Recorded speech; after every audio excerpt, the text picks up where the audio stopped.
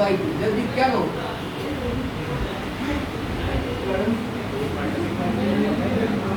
না I থাকলে 1 s থাকলে 1 আর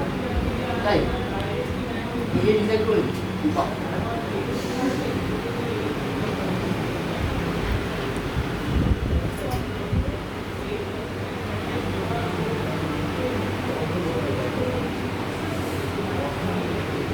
এটা একটা তোরা করেছিস না ট্রায়াঙ্গেল এটা একটা ইকুইল্যাটারাল ট্রায়াঙ্গেল তাই তো